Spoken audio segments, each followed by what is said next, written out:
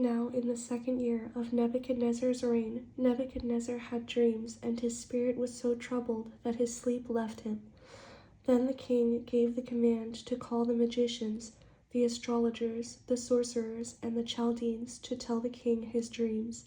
So they came and stood before the king, and the king said to them, I have had a dream, and my spirit is anxious to know the dream.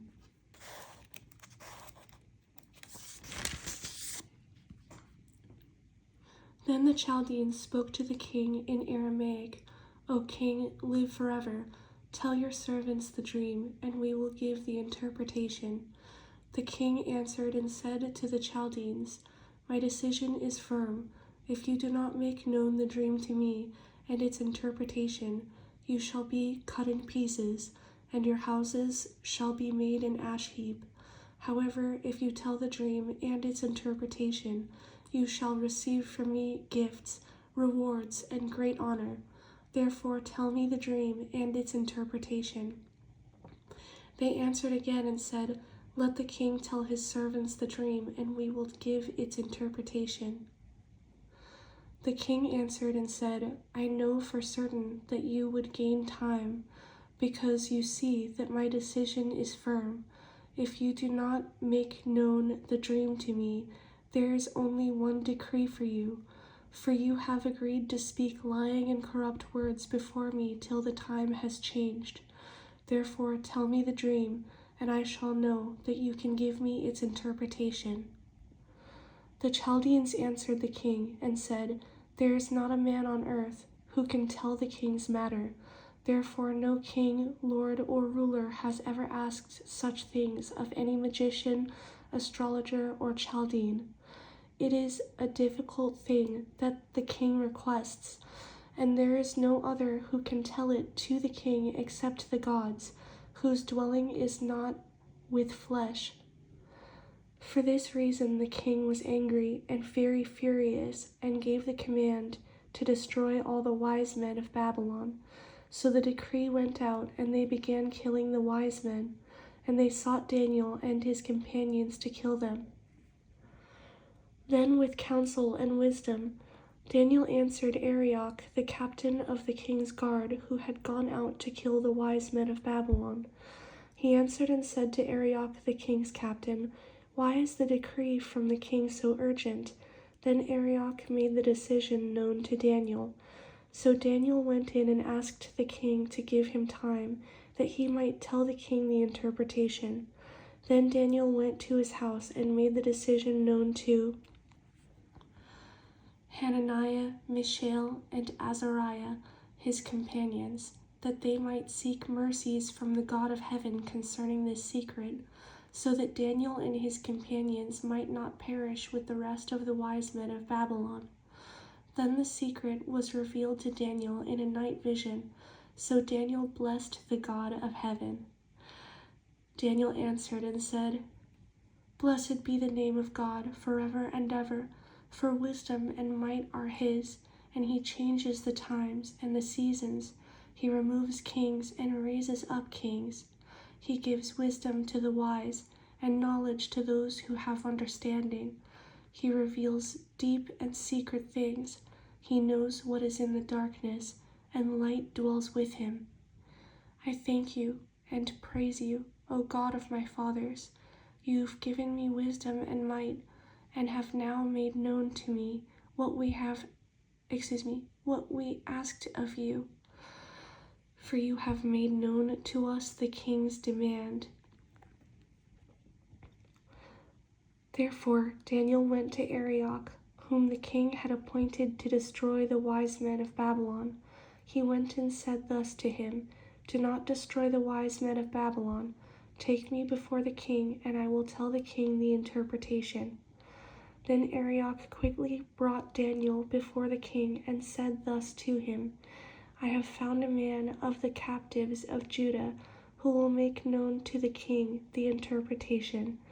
The king answered and said to Daniel, whose name was Belteshazzar, Are you able to make known to me the dream which I have seen and its interpretation?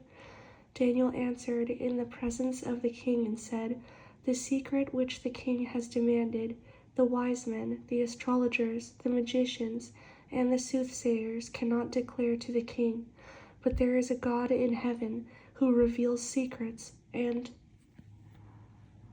has made known to King Nebuchadnezzar what will be in the latter days. Your dream and the visions of your head upon your bed were these. As for you, O king, thoughts came to your mind while on your bed about what would come to pass after this, and he who reveals secrets has made known to you what will be. But as for me, this secret has not been revealed to me, because I have more wisdom than anyone living, but for our sakes who make known the interpretation to the king, and that you may know the thoughts of your heart. You, O king, were watching, and behold, a great image.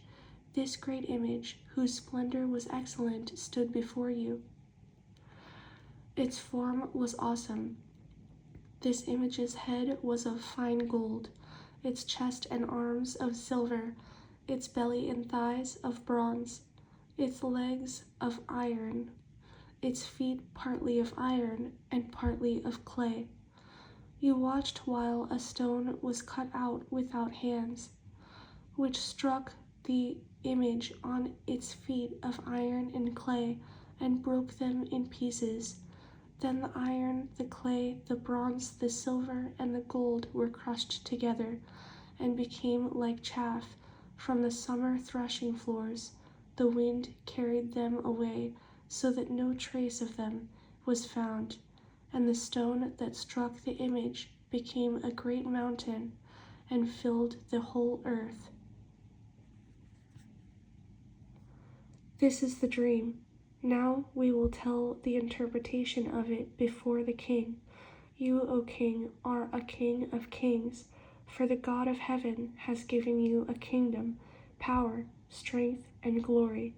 And wherever the children of men dwell, or the beasts of the field, and the birds of the heaven, he has given them into your hand, and has made you ruler over them all.